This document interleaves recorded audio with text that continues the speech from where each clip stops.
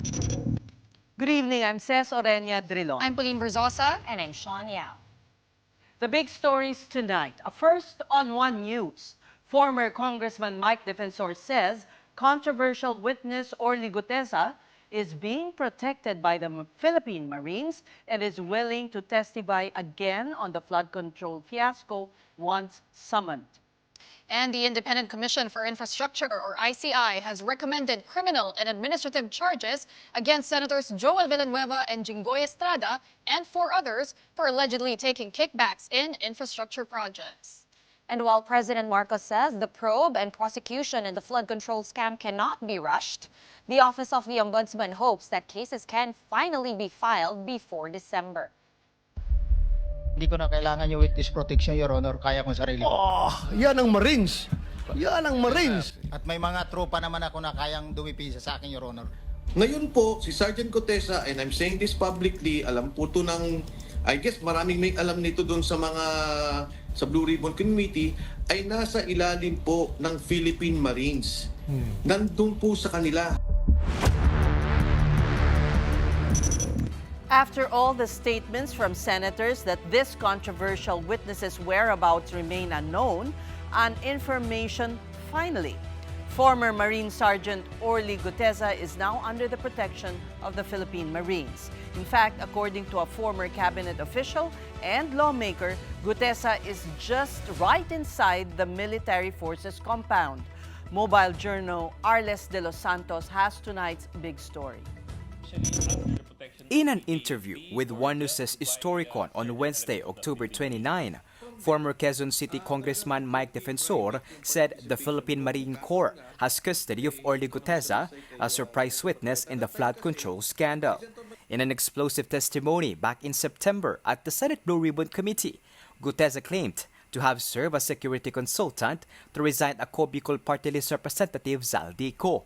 The Marine officer said he delivered suitcases containing cash to the residences of Co and later Representative Martin Romualdez. He recalled the delivery basura, kickbacks from infrastructure projects, particularly flood control contracts. Co was a former chairman of the powerful Appropriations Committee when Romualdez was still House Speaker. Ngayon po, si Sergeant Gutesa, and I'm saying this publicly, alam po to ng, I guess maraming may alam nito doon sa Blue Ribbon Committee, ay nasa ilalim po ng Philippine Marines. Nandun po sa kanila. Wala pong nakakapag-usap sa kanya, hindi po siya pwedeng lapitan, but anytime, if there will be an official summons, ipadala po nila sa Marine Commandant, pinapangalagaan po ng mga kababayang nating sundalo, ng mga marino, si Sergeant Gutesa nasa kanila po.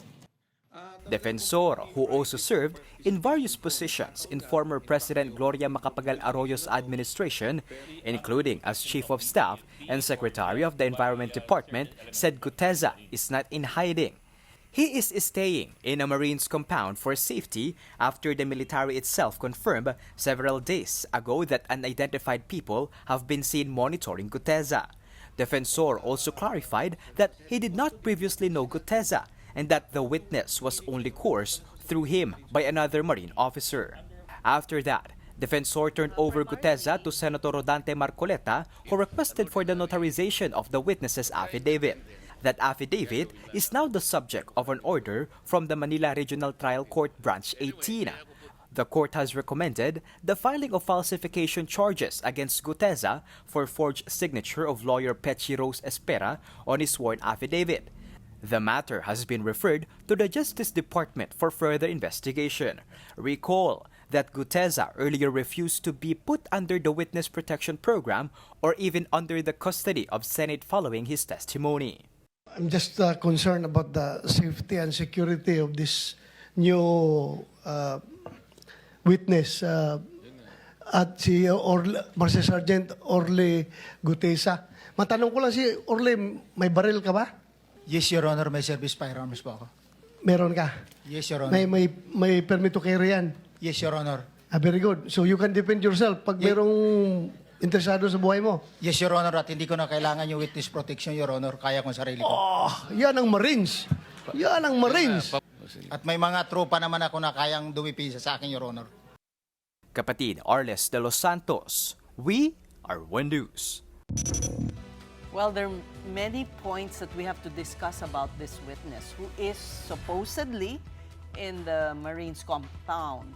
For one, the AFP has not yet confirmed this. We cannot reach the officials of the AFP to tell us that it is in fact true. What he did just- former Congressman Mike Defensor is saying. That's true. We can't confirm. So nobody actually has spoken to Mike Defensor since the Blue Ribbon Committee started, a hearing started, and nobody was able to also interview Orly Guteza since his that, appearance. yeah.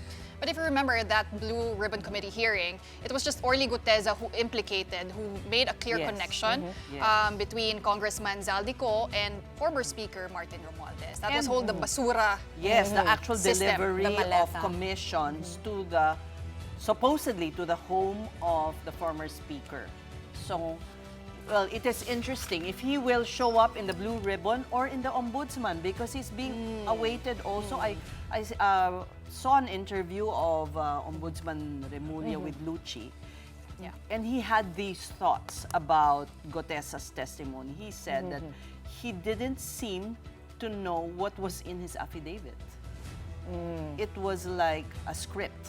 As if somebody had wrote it. It would seem that way. That was the impression of Ombudsman Remulla. But he had this call for Gotesa to appear before his office. Okay, so if you guys haven't seen the whole interview with Mike Defensor on Storycon, Mike Defensor was actually trying to separate his testimony, which was made under oath in the Senate, from his affidavit, which of course was notarized. Tapos nagsabi ng Manila Regional Trial Court na It was forged. it was forged. And he's saying, okay, that may be forged, but he did make this statement in front of everybody, in front of millions of Filipinos. So you can also take it, for what it is. And then I think Regina was raising the issue of, but it Well- doesn't look good for credibility. Yes, and legally, there may be, that can easily be used by the person he is accusing. In fact, when the former speaker appeared at the ICI, he said, that's been proven to be false. So at Gotesa, because that's the only link to him so far. The former Speaker. Yes. But it's also hard to dismiss it, until we... Of course. We'd rather, Of have him course. out again, right? But being a former Marine, well, naturally, I suppose he would seek sanctuary with his brethren. But we've seen the involvement of the Marines in a lot of things. in uprisings. Are you remembering Oakwood? And Also, the remember Peninsula? there was a standoff in the Marines, in the Marine headquarters with itself. Ariel Carabin. Yes. And I guess So there was also this point about the forged signature of Attorney Espera, the notario. It came out after nung testimony ni Goteza in the Senate na a lot of people... Expired din yung the number of the lawyer wasn't And then valid. parang sobrang daming other deals like from Tieza, may mga contracts that were notarized by that same attorney. Even attorney Romy Macalintal had certain papers notarized there too.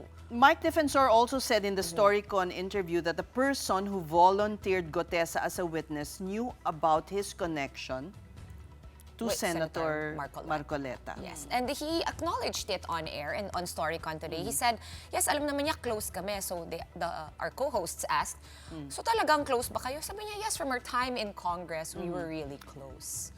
Yes, remember, they were tandem when the franchise of ABS-CBN was denied. Right. Yes. So they really are close. So the plot has thickened even further. And well, we're eagerly awaiting if Gotesa will volunteer in the next hearing. In the next hearing, or go to the Ombudsman's office. Yeah. Well, Senator Peng Lacson did say that, of course, before he becomes Blue Ribbon Chairman again, he has to be elected again. And if that happens, then he will Definitely summon. Yeah. Orly Guteza. But I think it's worth investigating that angle that Orly Guteza brought up because he detailed the whole system of delivering the kickback, the SOP from Which they call the contractors. interestingly basura. Basura. Interesting code name. Oh, it also bears mentioning that supposedly there are 19 other, like may mga police, may mga ibang former uniformed personnel then that are involved. And yung sinasabi nga ni Mike Defensor earlier was that bakit hindi nyo sila rin interviewin? Because some names were already named. Some of them were also driving supposedly the cars. One thing that Congress can do is look at the staff of Saldico because he claims to have been a security consultant. Isn't that in the plantilla? Correct. Isn't that, in the payroll somehow? Consultants are, even in corp world, right? Sometimes they don't really make it on the plantilla. There were Well, photos, though, of them together in yung mga parang nagdi-distribute ng mga, those mga covered court. Then Orly Gutesa But you know is how there. photos can Exactly. be Nowadays, not yeah. necessarily. I mean, anybody can take a selfie Right. with you. That's true. So, But they should at least try. They should because at least try. no one has done that. So, House of Congress, maybe. Moving on, the Independent Commission for Infrastructure has recommended to the Ombudsman a second batch of charges over the multi-billion peso flood control scandal. Included are Senators Jinggoy Estrada and Joel Villanueva, and former Ako Bicol Party List Congressman Zaldico for allegedly receiving kickbacks. Also facing possible charges are former Public Works Undersecretary Roberto Bernardo, COA Commissioner Mario Lipana, and former Caloocan Representative Mary Mitzi Kahayon Uy. The officials may be liable for bribery, corruption, and plunder. ICI Chairman Andres Reyes said the recommendations were based on sworn affidavits and evidence of former DPWH engineers Henry Alcantara, Bryce Hernandez, and JP Mendoza, particularly on the alleged systematic kickback scheme. The three claim legislators act as project proponents and insert flood control projects into the national budget in exchange for commissions ranging from 20 to 30% of project costs. This would trigger the payment or obligations or SOP to the proponent. An advance payment of 10% of the budget allocation when the net is released, while the remaining 15% would be paid off to the proponent when the GAA is passed. This 25% payoff is advanced by the contractors to ensure that the project will be awarded to them. No one will be spared in this fight against corruption. Politicians and government officials will be investigated and charged by credible evidence. Those found responsible will face the consequences and held accountable under the rule of law. Senators Estrada and Villanueva maintain their innocence. Villanueva said his lawyers will study the basis of his inclusion in the ICI's referral and will await the action of the Office of the Ombudsman before filing an answer. Villanueva added records of the Senate will show that he has been against flood control projects from the very beginning. He even exposed and questioned state-funded contracts that have not been implemented. Estrada, on the other hand, insisted that he did not pocket any money off flood control projects and that he can prove it in court. Estrada again called the allegations hearsay. As for Ko, this is the second case he is facing after also being included in the first recommendation of charges by the ICI over alleged anomalies in flood control projects in Oriental Mindoro. And it had just been confirmed that some of ex-Congressman Zaldico's private air assets are now out of the country. According to the Civil Aviation Authority of the Philippines, or CAAP, 3 of CO's 11 air assets left the country in the past 2 months. 2 were Augusta Westland choppers that departed in August 20 and September 11. These were last spotted and believed to be now in Kota Kinabalu, Malaysia. On the other hand, CO's Gulfstream is reported to have left the country on August 16 and is currently now in Singapore. The NBI recommended back in September the freezing of all 11 air assets of CO worth a total of 4.7 billion pesos and registered under the names of his various companies. CAAP is still verifying who was in those aircraft when they fled the country. DPWH Secretary Vince Dizon will also meet with the Independent Commission for Infrastructure, or ICI, tomorrow, Thursday, on the issue of freezing the assets of those involved in the flood control mess. As far as our record is concerned, we are monitoring itong mga movement ng mga aeroplanong ito, pero hindi po kami sure kung meron ng freeze order ang AMLA. Wala pa po kaming natatanggap na freeze order dito sa CAAP. Ang kagandahan is kahit na wala sila sa bansa, dahil hindi na sila pwedeng i-deregister sa ating CAAP, hindi sila maibibenta. Meanwhile, the DPWH submitted to COMELEC certifications and a list of 27 government contractors that have given donations to candidates in the 2022 polls. And included in the list is Centerways Construction and Development Incorporated, headed by Lawrence Lubiano, who donated to the campaign of Senator Cheese Escudero. The Omnibus Election Code explicitly states that private companies with government contracts cannot contribute to politicians' campaigns. COMELEC Chairman George Garcia says he will issue a show-cause order to the contractors in the list. Pagkatapos po na mapasagot natin yung 27 na yan, ay pasasagutin naman po natin. Yun naman po mga kandidato na nabigyan, tumanggap mula po doon sa 27 na kontratista. President Bongbong Marcos says the government cannot rush the ongoing investigations on corruption. In a press conference while in Malaysia for the ASEAN Summit, he acknowledged the public's frustration, but stressed that due process must be followed to ensure those involved are properly brought to justice. The chief executive also said the political side of the issue is over and that the matter is now under legal process. I get messages all day, every day. Ikulong mo na yan. Alam naman natin kung sino sila. Ikulong mo na. Kunin mo lahat ng pera nila. Pagbenta mo na yung mga bahay nila, ibalik sa ano. What would then I be accused of if we did that? Isa lang ang chance natin. We cannot waste that opportunity to bring justice to those people, to bring those people to justice, and to bring justice to the Filipino people. So, do you want to get it done quickly, or do you want to get it done right? That's the choice that we have. So I understand the frustration because we do have a very good idea about who these people are. Meantime, the president declined to comment on the Independent Commission for Infrastructure's decision to live stream its hearings. But he did say that it will not affect the credibility of the inquiry.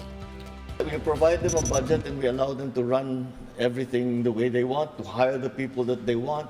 And yung mga substantial matters ay nasa sa kanila yun. The Office of the Ombudsman is now targeting to file complaints in connection with the flood control scandal on or before November 25th. According to Ombudsman Boying Remulla, SunWest Corporation or Incorporated, owned by ex-Congressman Zaldico, will definitely be among the first in the charge sheet, along with 17 other respondents, some of whom are government officials belonging to salary grade 27 and up.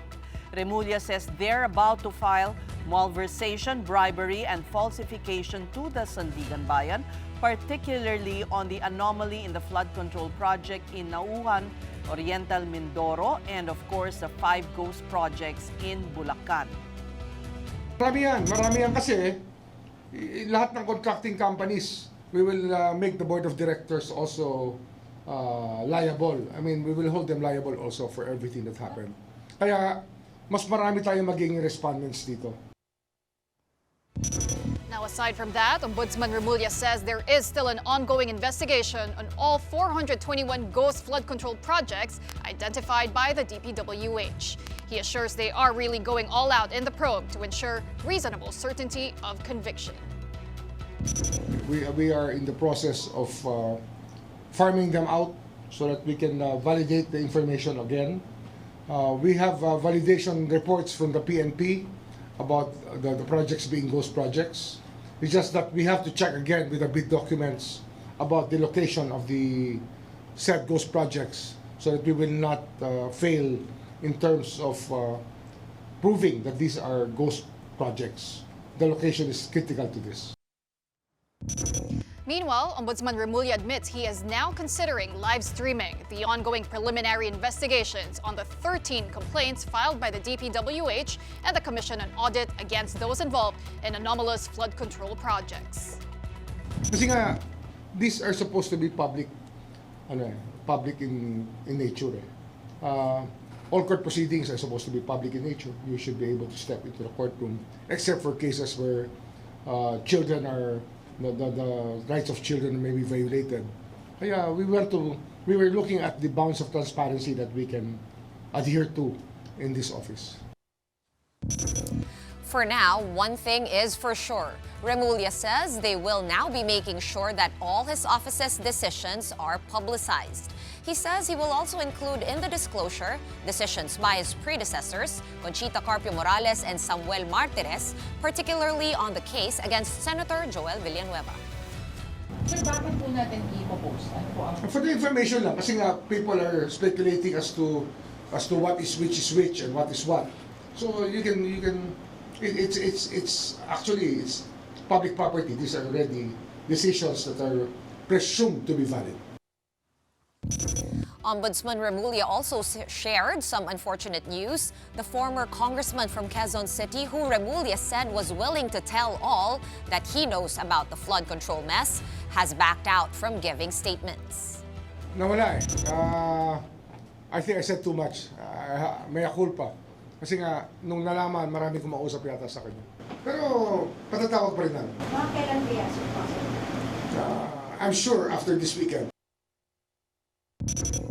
We're just going to take a quick break, but coming up, 3 Southeast Asian nations get tariff reliefs from the United States. How did the Philippines just get snubbed? That story and more are next. Keep it here on One News.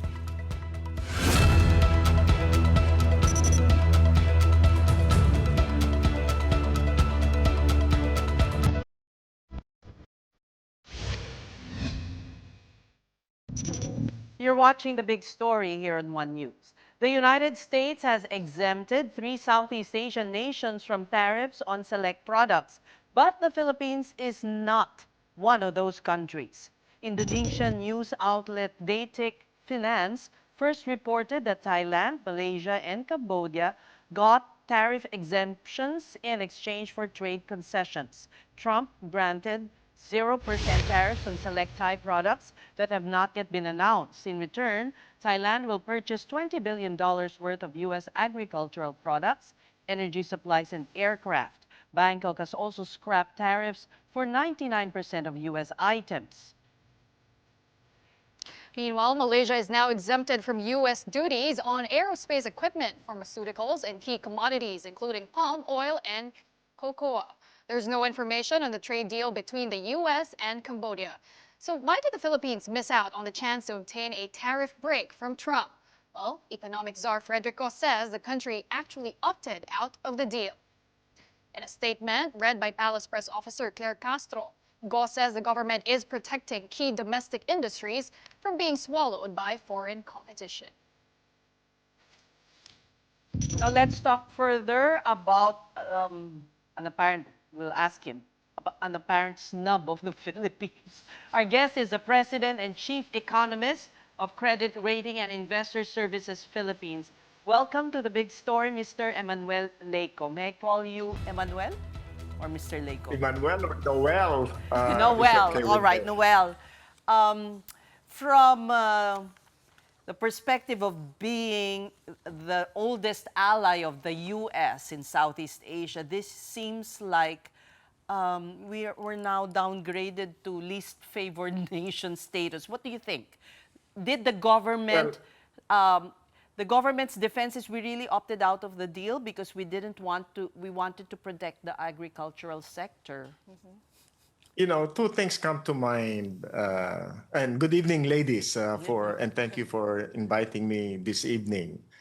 2 things come to mind regarding this issue. First, the Philippine president even came to visit President Trump a few months back, trying to negotiate the tariff down further, but from 20%, but we only got 19%.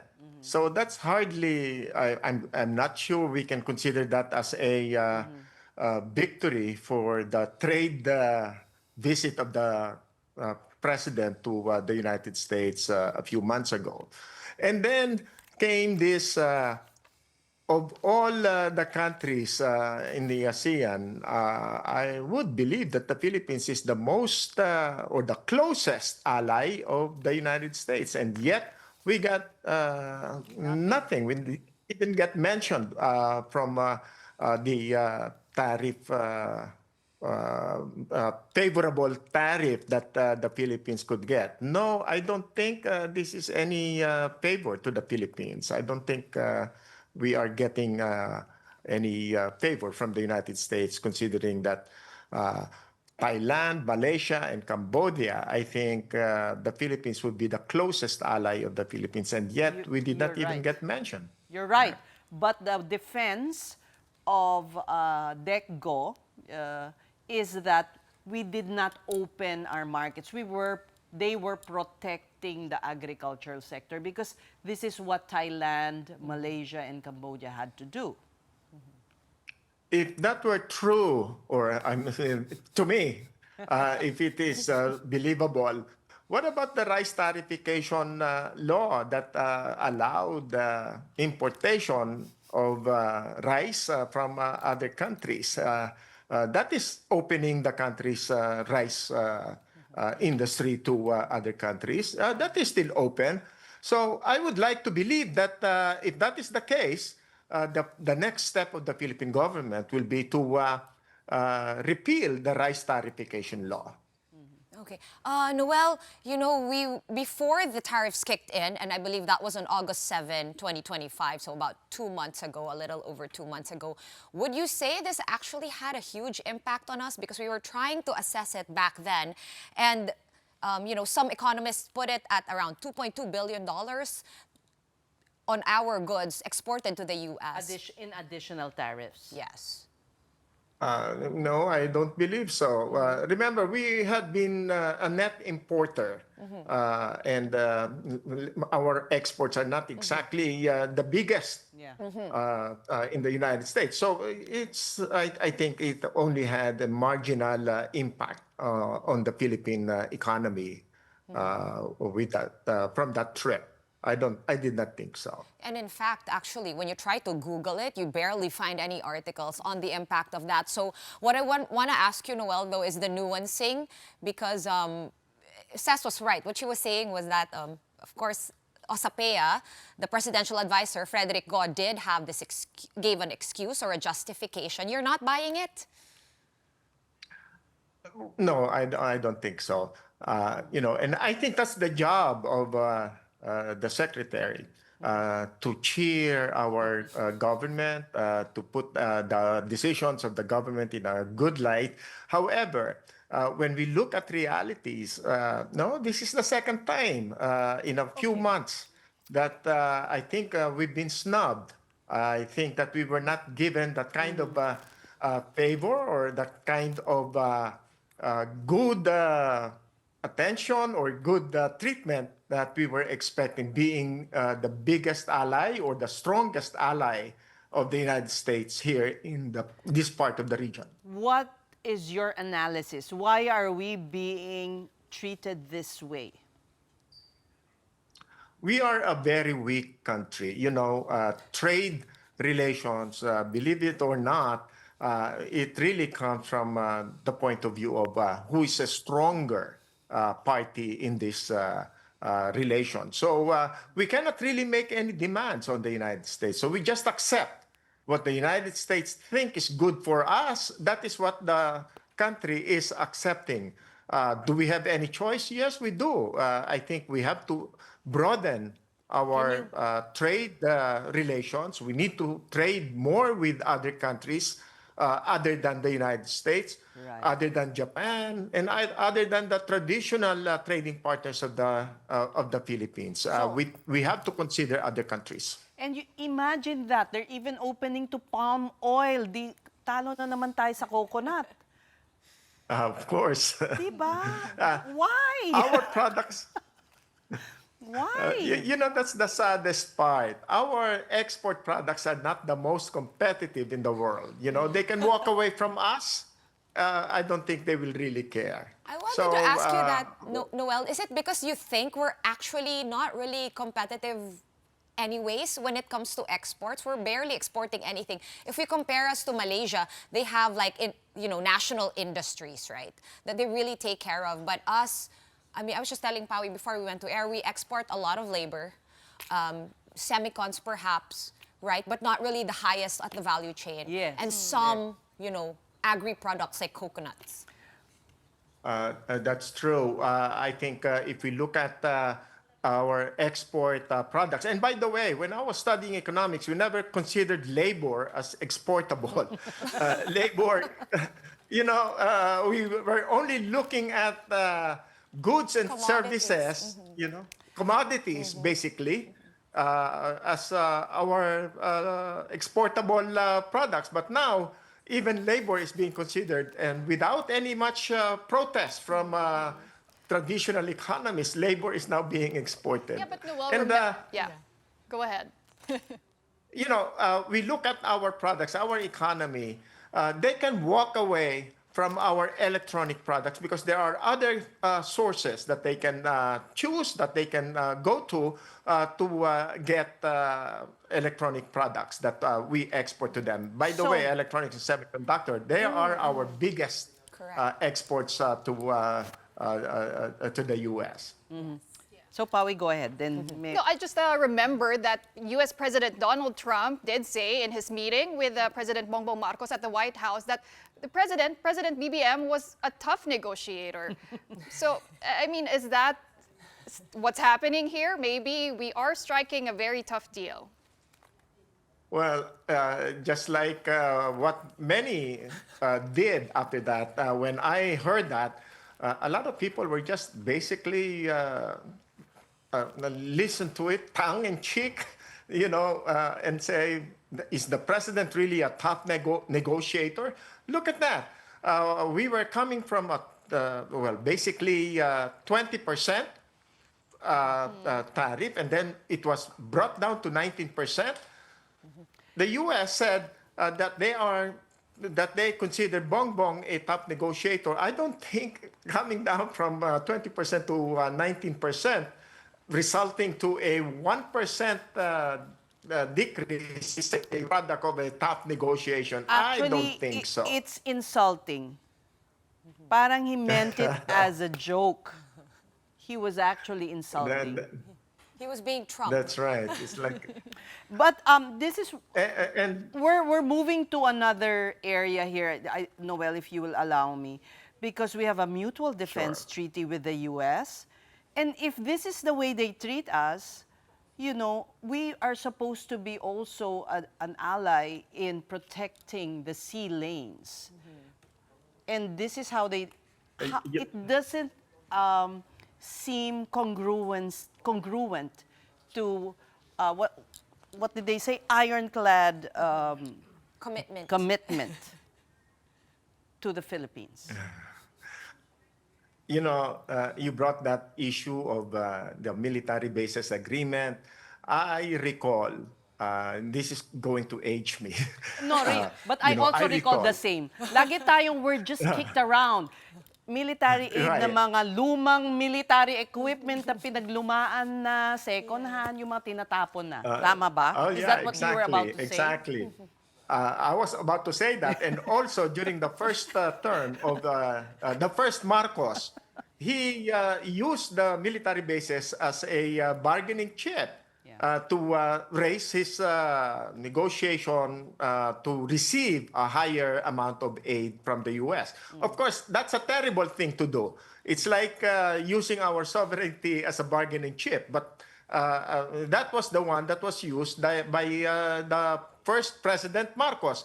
in this case, our current President Marcos, I did not hear him negotiate with using any bargaining chip. There was no bargaining chip, basically. We accepted what was offered to us, and we came out smiling, and that's terrible.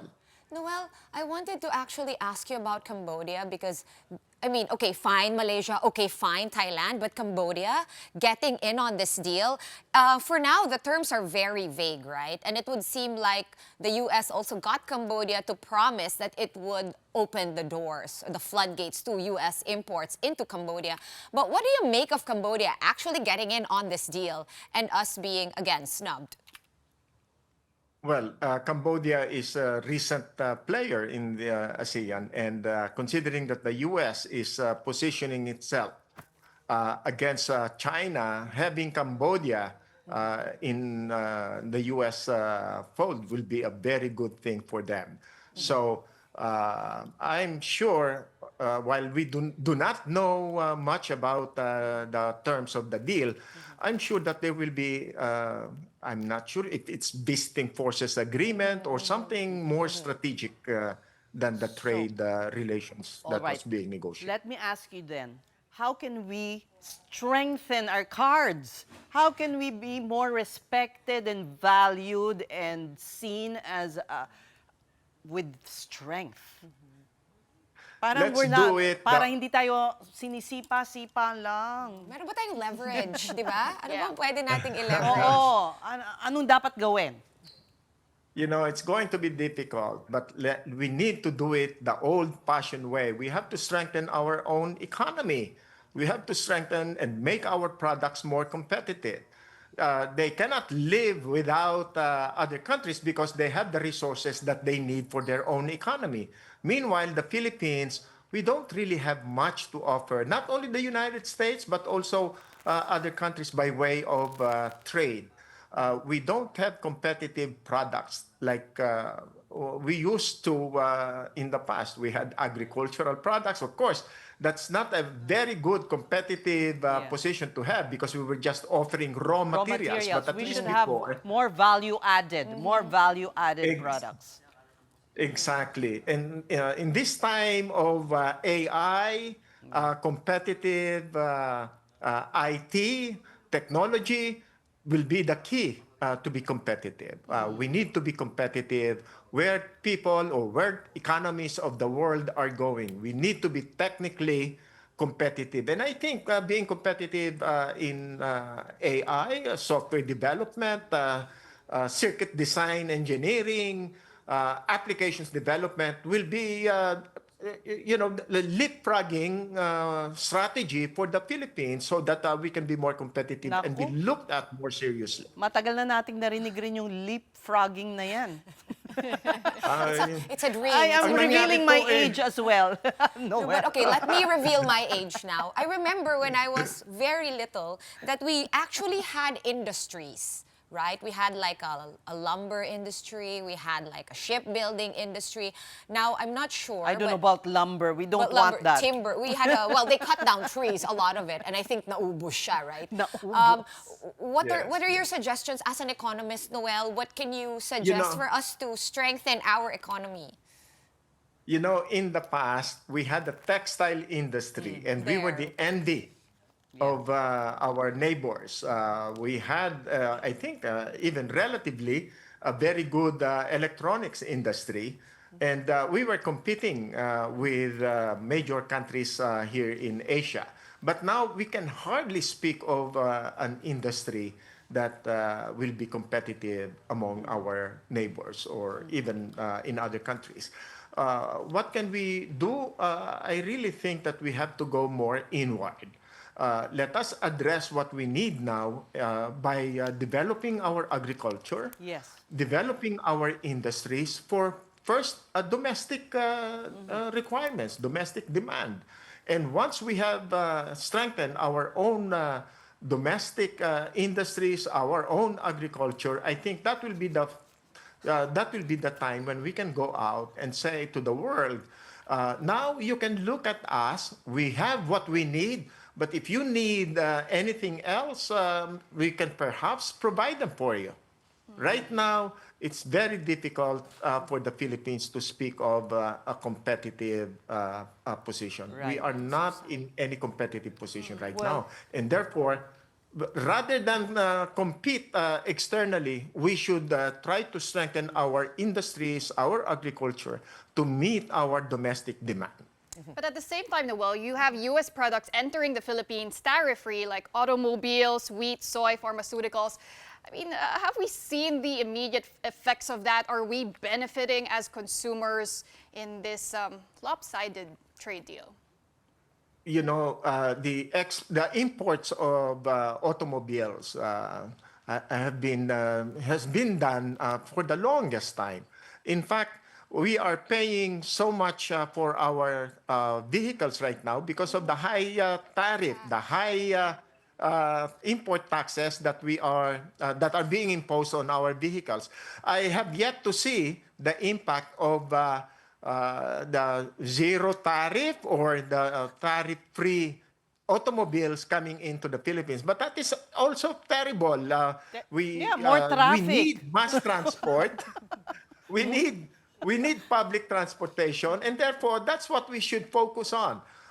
Let's negotiate for import-free or tariff-free importation of public transportation equipment, not individual vehicles.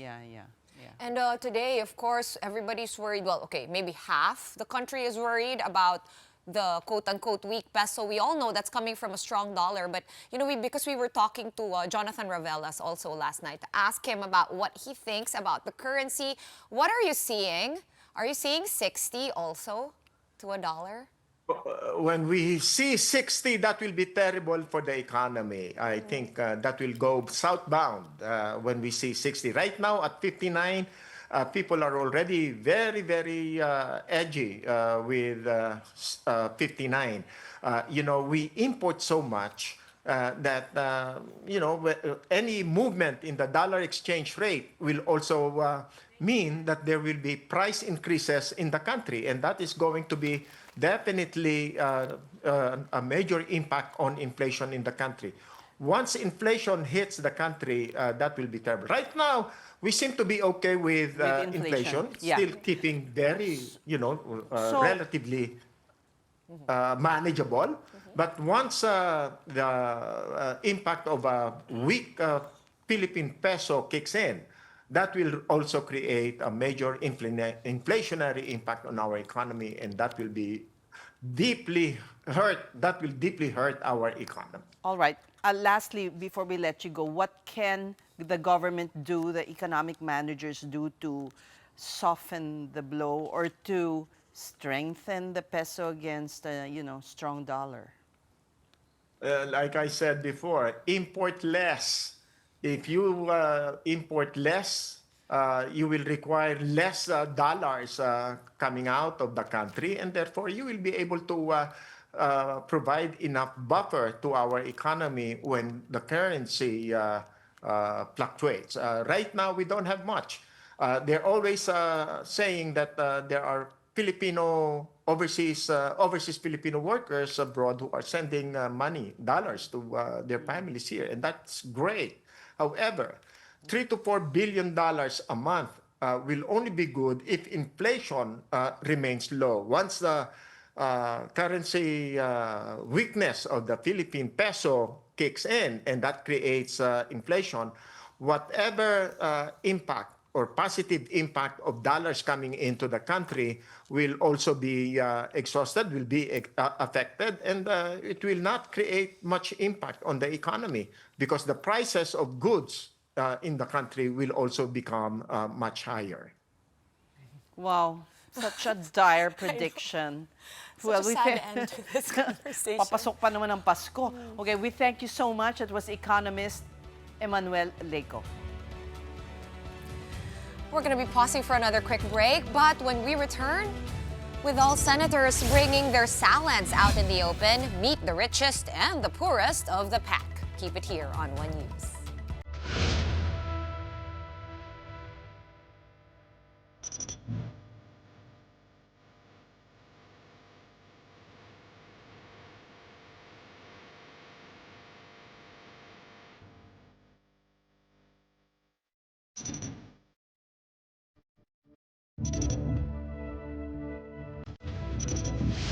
Welcome back, and thank you for staying with us here in the Big Story.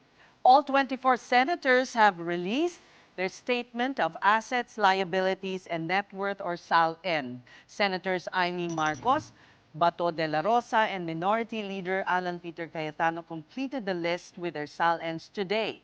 Senator Marcos's net worth comes to 165 million pesos.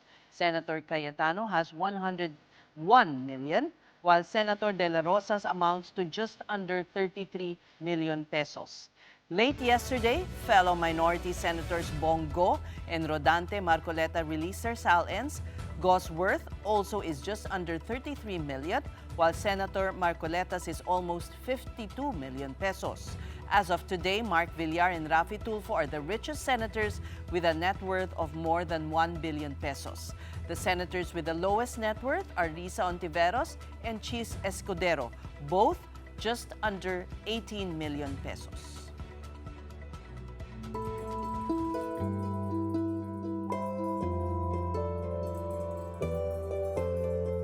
And there are only a few more days until the All Saints' Day and All Souls' Day observance, and people are already trooping to cemeteries to pay their respects to their departed loved ones.